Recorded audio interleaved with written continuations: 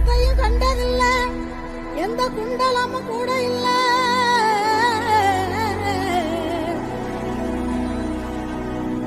வால் தூக்கி நின்னா பாரு, வந்து சண்டை போட்ட எவனும் இல்ல. வால் தூக்கி நின்னா பாரு, வந்து சண்டை போட்ட எவனும் இல்ல.